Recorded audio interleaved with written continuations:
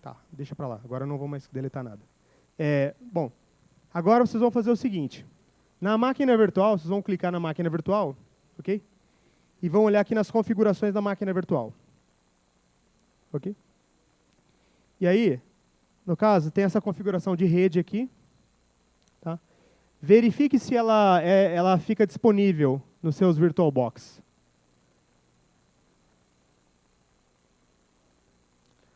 Aqui você clica na máquina virtual. Okay? Clique em configurações da máquina virtual. E aí tem aqui uma abinha, um ícone aqui, rede. Ok?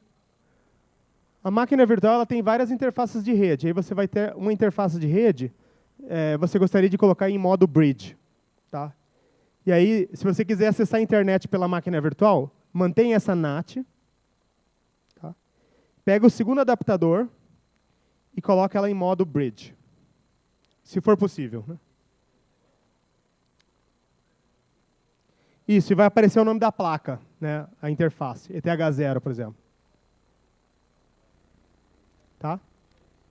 Só. O modo bridge que eu tô pedindo para vocês colocarem é o seguinte, tá?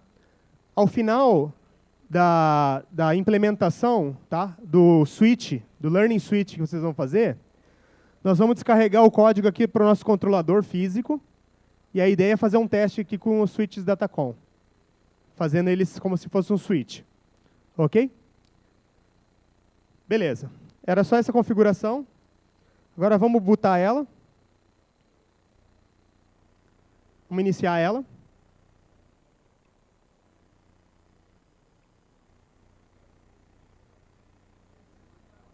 Tá?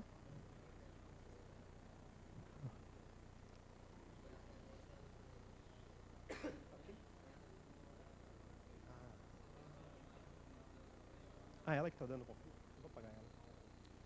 Qual que é o usuário e a senha? OpenFlow. Tá, moçada.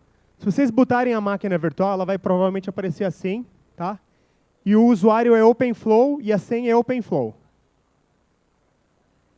A deles provavelmente vocês não vão aparecer aqui, vocês vão ter uma interface gráfica, tá? Eu vou tentar resolver o problema aqui para ficar sincronizado com vocês. Só um momentinho.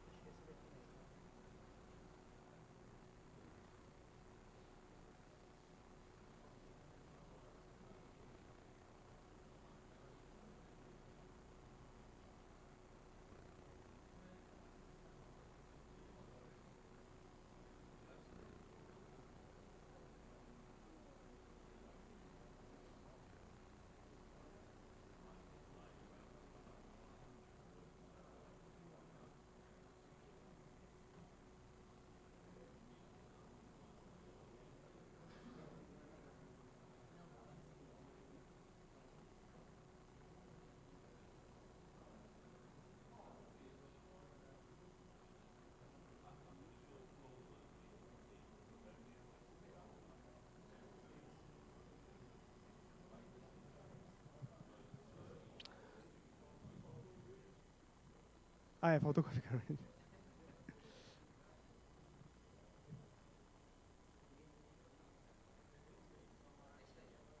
Joia.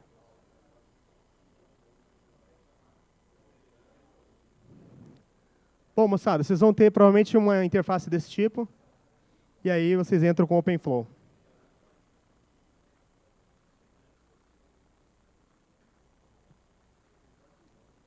Ok.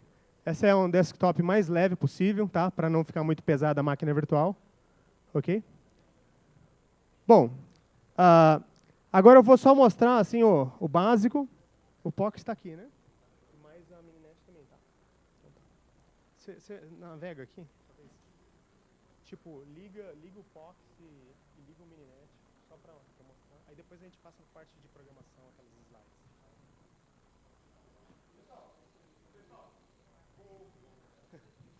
Pessoal, o Antônio aqui, é meu aluno lá da UFSCar, tá?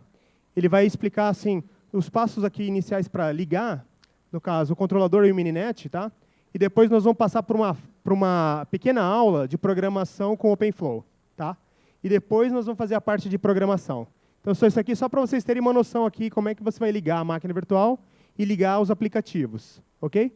Então, Ainda preciso do H-Client, que você não fez, né?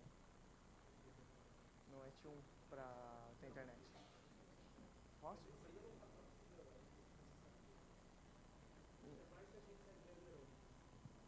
Eles vão... eu vou. Bom, depois a gente faz então. Boa tarde.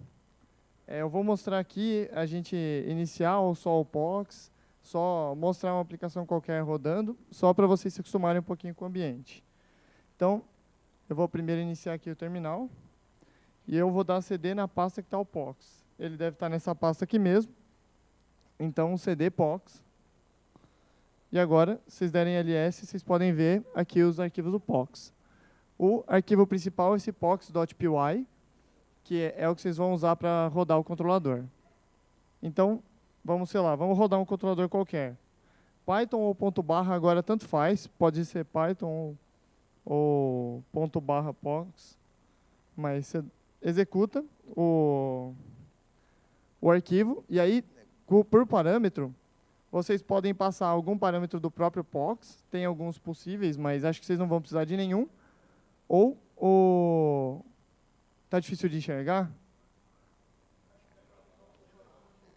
Acho que...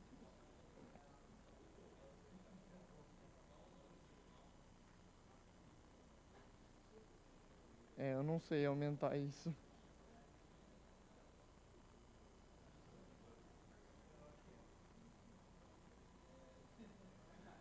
F11. Acho que não.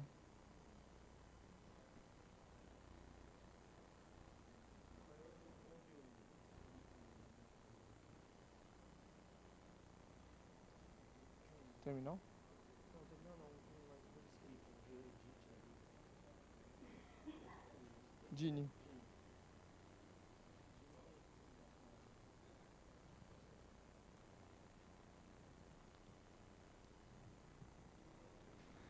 Eu vou escrever no Gini, então, que é a ideia que a gente usa. Aí, só para vocês verem os comandos, vou deixar maior aqui.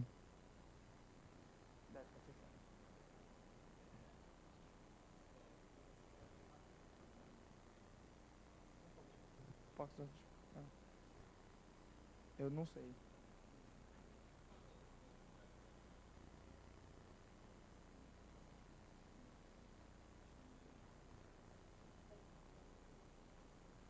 Tá. Bom, vocês vão dar Python, pox.py. E aí, vocês vão passar qual controlador vocês querem rodar. A questão tem um controlador muito útil que vocês vão querer usar, que ele simplesmente faz um log. Ele carrega o log dos eventos que está acontecendo para vocês poderem acompanhar melhor. Que é esse aqui, ó, samples. É uma pasta que tem alguns controladores. Aí vocês põem a pasta, ponto, o nome do controlador. O nome desse controlador é pretty_log. Então, esse comando aqui, ele vai rodar o controlador samples pretty_log. Se vocês quiserem rodar algum outro controlador junto, vocês vão lá, espaço, e põem outro controlador aqui. Por enquanto, vamos colocar forward, ponto, L2, underline, learning.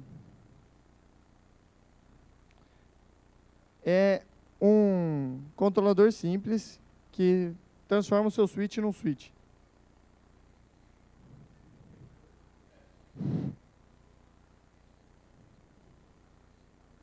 Agora vamos rodar esse comando lá no terminal.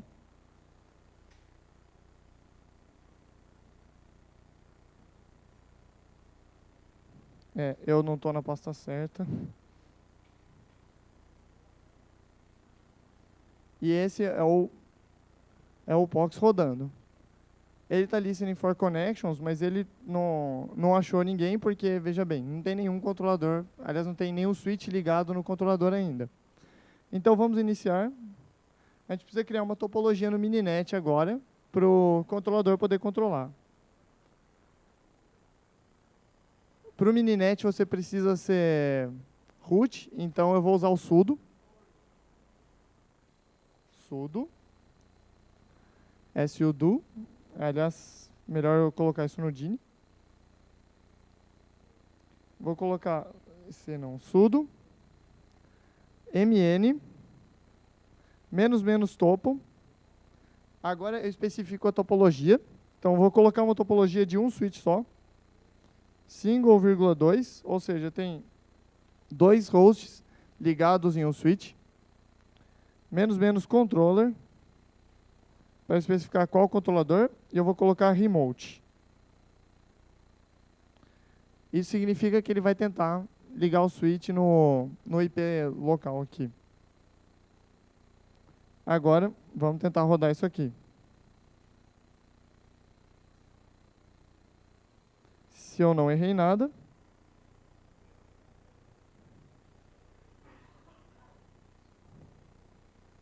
Ele carregou o switch. Agora, se vocês forem ver aqui, apareceu esse connection. E se vocês conseguirem enxergar aí, apareceu esse connection.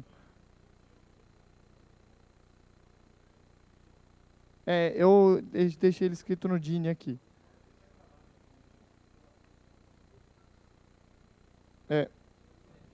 Tá aqui. Sudo, espaço mn, espaço -- topo. Eu não sei das... single, 2. -- controller. Remote. Remote.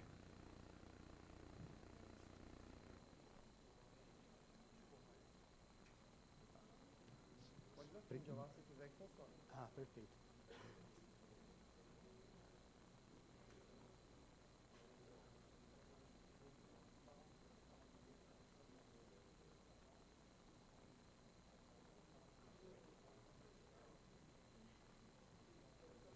Bom, moçada, deixa eu explicar o que aconteceu aqui, tá? Desse lado aqui, ó, está rodando o controlador POX, tá? Vocês executaram ele com o comando python pox.py, tá? É o controlador POX. E o controlador POX, ele trabalha com vários tipos de módulos, tá?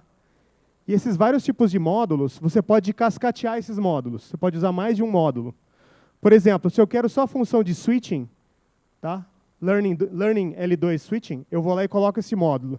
Se eu quiser uma outra funcionalidade de módulo, você pode carregar. No caso, nesse comando, a gente carregou 2 funcionalidades. Uma funcionalidade para ficar fazendo log do OpenFlow aqui nessa janela do POX. Ok? E a outra funcionalidade foi que a gente iniciou um Learning Switch. Ou seja, é um switch normal que aprende os endereços MAC, só que a gente está programando ele no OpenFlow. Tá? Então, o controlador está rodando desse lado aqui. Desse outro lado aqui, com essa linha de comando do Mininet, o que nós temos é o seguinte, o Mininet ele vai criar um ambiente virtual contendo switches virtuais e mais hosts virtuais. Esse ambiente virtual, então, foi iniciado por esse comando aqui. No caso, esse parâmetro, topo, indica qual topologia, e ele tem alguns tipos de topologia. O Mininet, por exemplo, ele tem uma topologia linear, onde ele coloca vários switches um atrás do outro. Ou então ele tem uma topologia em triângulo, em árvore, como eu tinha mostrado antes, tree. Tá? Essa single é uma topologia onde você tem um switch só. É um switch só, ok? E aqui está especificando quantas portas tem esse switch. Ou seja, são os 2 hosts que estão conectados no switch. Tá? E o switch, por sua vez, vai estar conectado num controlador. E aí você especifica aqui o -- controller, remote, e aqui depois do remote você colocaria o endereço IP do controlador. Tá? Ou seja, o switch configurado para apontar para o controlador, e aí o controlador, por sua vez, abre uma conexão TCP com ele, e começa a enviar os comandos e ir e voltar. Ok? Quando ele iniciou a topologia, os switches que estão na topologia, eles já têm OpenFlow, que é esse switch aqui, único com 2 portas, ele tem OpenFlow. Se você olhar aqui quando você carregou, a primeira coisa que você carregou é o OpenVSwitch. É o switch da Nicira, que é um switch que é OpenFlow. Tá? Depois, adicionou o controlador, criou a rede, criou hosts, tem o H2 e o H3, criou os links, que são, no caso, tem um switch só, é o switch 1. O switch 1 está ligado no host 2 e o switch 1 está ligado no host 3. Então, está aí a topologia. Iniciou o controlador, iniciou o switch. E aqui você tem um prompt do Mininet, onde você pode atuar nos hosts virtuais. Por exemplo, eu gostaria de saber qual que é a configuração IP do host 2. Então, eu venho aqui e dou H2 e fconfig. E ele vai me dar qual que é o endereço MAC, por exemplo, daquele host. Então, o endereço MAC daquele host é aquele endereço ali, ó, 86.32.7a.28.5a.83. Ok? Se eu olhar o ifconfig do outro, do H3,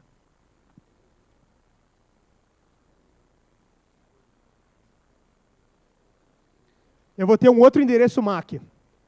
9E7B79244B5 2C. Cada host virtual tem o seu MAC. Tá? No caso, a gente não tem nenhum endereço IP, aliás, tem um endereço IP associado 10.002, 10.003, mas a gente não está fazendo nenhum roteamento nem nada. É só um switch burro. E se eu fizer ping entre eles, tá? Eu posso fazer um ping entre eles, dando um H2, ping, H3.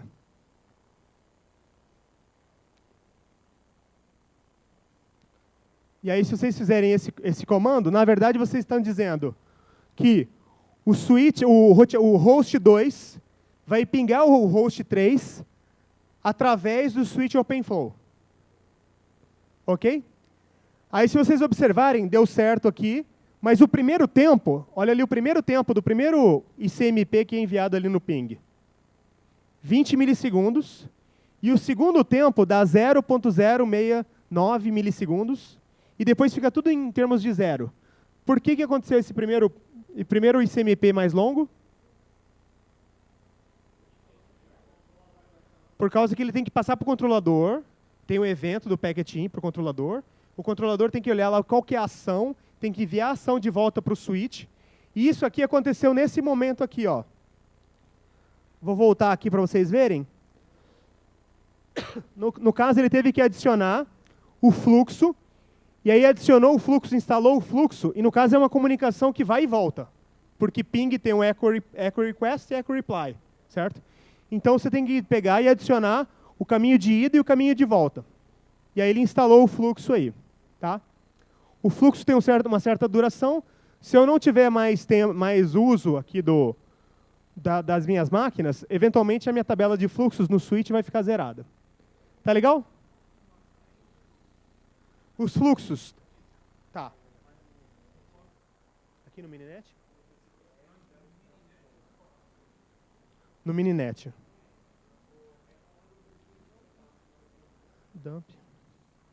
Dump traz flows. Moçada, olha só. E como é que eu faço para ver a tabela de fluxos? Como é?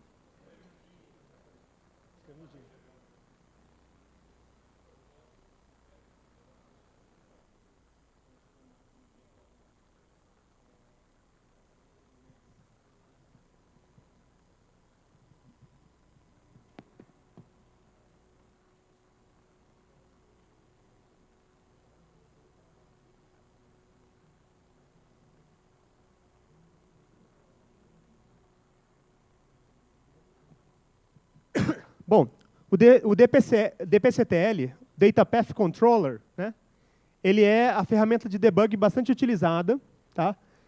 E ele vai te dar a informação da tabela de fluxos. Tá? Se você estiver atuando com um switch de verdade, você vai ter que acessar o CLI do switch e aí você fazer o dump da tabela olhando lá no dump da tabela. Ok? No caso aqui, repara, nós temos aqui a mensagem do switch 1 e aqui a tabela está vazia. Tá? Então teve um reply aí, e a tabela não tem nenhuma informação de fluxo. Se eu colocar o ping para rodar, fechar o ping e dar um dump logo em seguida, eu vou ver isso daqui na tabela de fluxos. Tá? Se eu fizer o ping, então H2, ping H3, rodo por um tempo, dou o Ctrl C e dou o dump flows, vai aparecer aqui as regras. Tá? No caso, são duas regras. Essas regras elas estão configuradas com uma duração de 2 segundos. Tá? Tá aqui a duration em segundos, 2 segundos. Tá? Aqui tem o nível de prioridade das regras. Se você tiver regras parecidas, que fazem a mesma coisa, você pode priorizar uma regra em relação à outra. Ok? Aqui você tem a quantidade de pacotes e bytes transferidos por aquelas regras. Então você pode ter uma noção de quantos bytes. No caso, eu dei ping e deixei passar 2 pacotes. Então está aparecendo ali número de pacotes, 2 pacotes, e o número de bytes transferidos é 196 bytes dos 2 pacotes. Tá? Aí eu tenho aí um timeout, tá? Eu tenho aí qual que foi o campo de protocolo, qual que é o endereço de VLAN, qual que é o endereço MAC. Tá vendo o endereço MAC aqui, ó? Eu mostrei para vocês anteriormente. 9E-B792 é o endereço lá da máquina virtual, do H2 ou do H3. Né? E aqui qual que é o MAC destino? Então está aqui o outro MAC. Tá? Aí tem o endereço IP também ali associado. Então essa aqui é uma das entradas. A outra entrada ela é o inverso. Tá? Porque o ping vai de um lado e depois você tem o reply do outro lado. Então você tem essas duas regras aí. Tá ok? Todo mundo conseguiu ver isso? Aí nos seus computadores? Deu certo? Legal. Agora eu vou passar a palavra para o pessoal aqui da UFSCar para mostrar um pouco da programação com OpenFlow. Tá? Essa parte pode ser um pouco dry, um pouco seca, mas é importante, entendeu? Para ter uma noção. A gente só vai fazer uma coisa pequena, tá? É o switch, mas é importante, tá? A gente participa, todo mundo participe.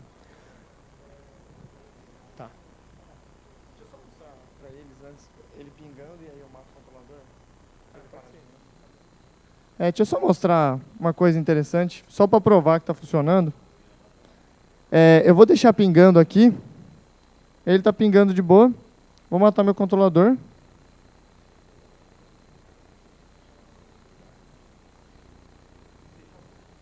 Ele continua pingando porque o fluxo ainda está vivo.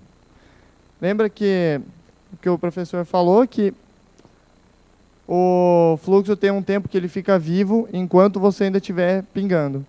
Agora eu parei de pingar, estou esperando um tempo, eu não lembro quanto tempo que ele fica vivo. Então agora eu vou pingar de novo. E ele não pinga mais, porque o meu controlador está desligado. Se eu ligo o controlador de novo, ele deveria pingar. Agora ele pinga. Certo, agora vamos para a parte de programação.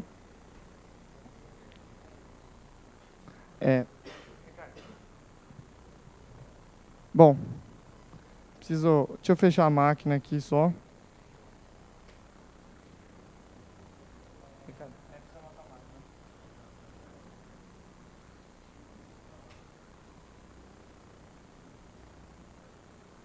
Só matar a máquina. A apresentação está no meu computador. Não sei, tá no HD.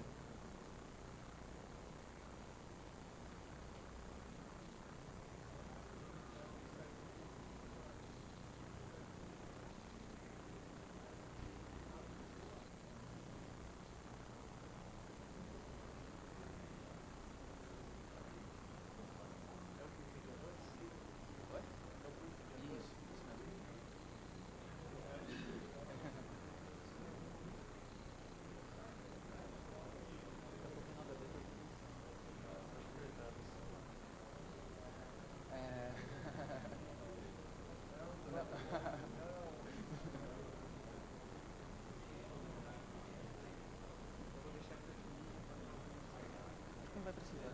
Eu acho que não.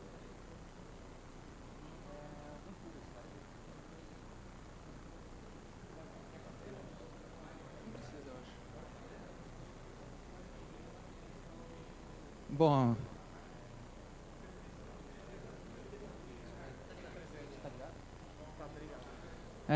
bom, agora a gente começa um pouco a entrar nos detalhes mais práticos de implementação. Acho que não está pegando. Acho que agora a gente começa a entrar nos detalhes mais práticos de implementação e... Não está pegando, tá? Acho que eu estou falando muito longe. Um pouco mais perto. Assim, bem próximo. Desculpa, eu não estou acostumado a apresentar com o microfone. Mas, bom, agora a gente vai entrar em detalhes mais práticos e o controlador escolhido foi o POX. O POX, ele depende de alguma pré-noção da linguagem Python. Então, a gente vai fazer uma pequena apresentação dos detalhes mais importantes de Python. Quem aqui já programou em Python antes? Bom, é uma linguagem muito usual também, mas a gente vai fazer uma apresentação do que a gente considera o conjunto mínimo do Python para poder programar usando a API do POX. A gente vai apresentar o que é uma lista, o que é um dicionário, as estruturas básicas da linguagem. Então, a gente vai entrar na API do controlador POX.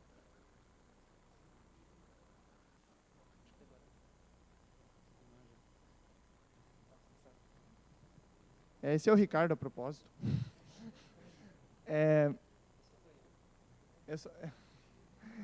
Agora, eu vou falar um pouquinho de Python. Primeiro, os básicos. O que é Python? Python é uma linguagem de programação e ela é voltada para scripts. Então, quais são as características especiais dela? Primeiro, por ela ser voltada para scripts, ela é fácil de integração. O que a gente quer dizer com isso? É fácil integrá-la com o seu SO, com outras aplicações e coisas desse tipo. Isso já é muito útil. Ela tem foco em produtividade. Ou seja, pelo jeito que ela é feita, é fácil, entre aspas, você fazer uma aplicação em POX. Então, digamos que você chega mais rápido no produto final. Também facilita a manutenção, no sentido de que o código continua lá, ela é interpretada, como eu vou falar daqui a pouco, e é fácil mexer nele, ele fica bem organizado, porque vocês são obrigados a identar, e isso é muito interessante. É muito fácil ler um código Python. Isso é uma característica dela. Bom, ela é dinâmica. Ela é bem dinâmica mesmo. Tudo nela é feito dinamicamente, instanciado. Ela cria um namespace para cada coisa. É tudo feito dinamicamente. Ela é fracamente tipada, que significa que você não precisa declarar variáveis nela. Elas adquirem tipo sozinho. Você não precisa dizer que uma variável é inteira. E ela é interpretada, que significa que ela executa a partir do código, não a partir de um executável gerado. Bom, agora vem a característica... pergunta? Oi?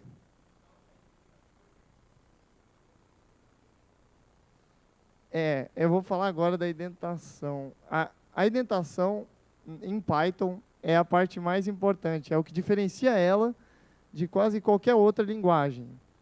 Enquanto na maioria das linguagens você tem que definir o escopo usando chaves.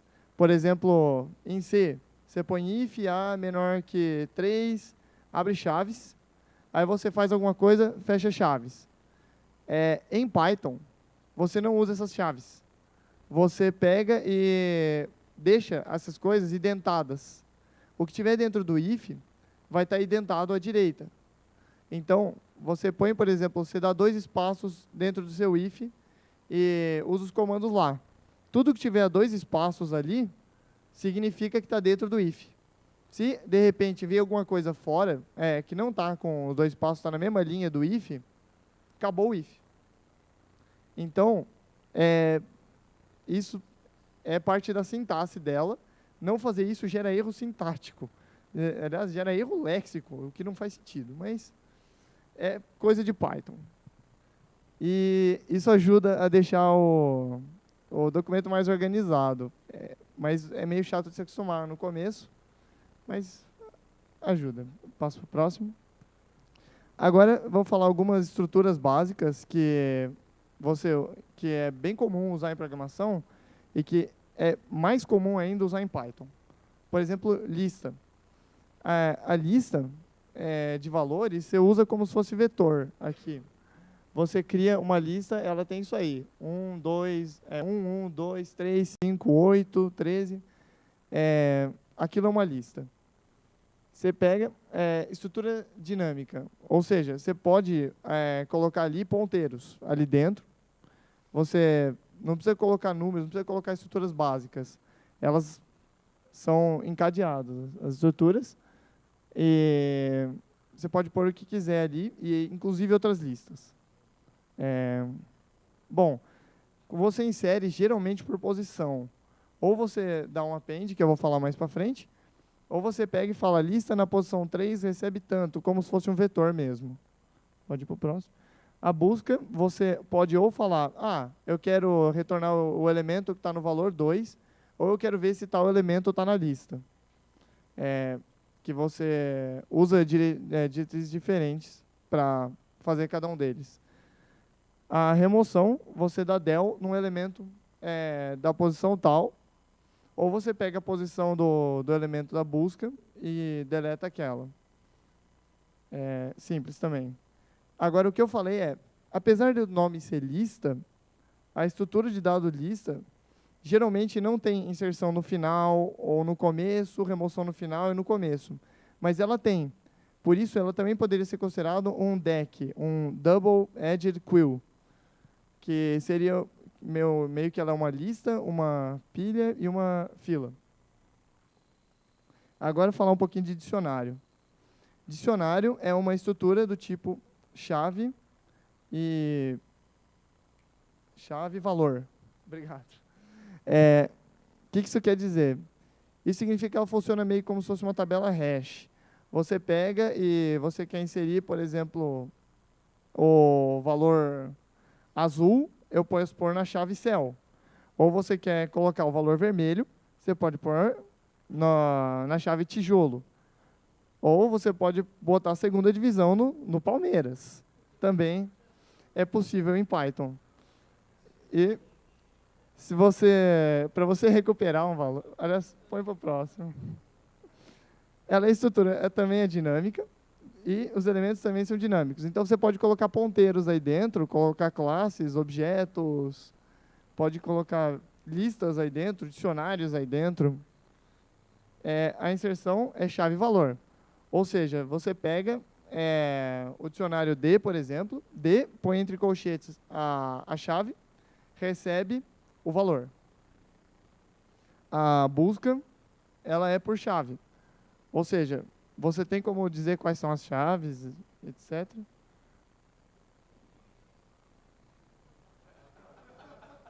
Esse slide não era esperado, só para avisar. Então, você tem como fazer... Você tem como imprimir as chaves usando um getKeys, você tem como imprimir os valores, mas para você acessar um elemento específico, você procura a chave dele. Pode pôr o próximo. A remoção também é por chave. Você deleta o dicionário na posição tal. Del, D, entre colchetes, a chave, por exemplo. Pode pôr no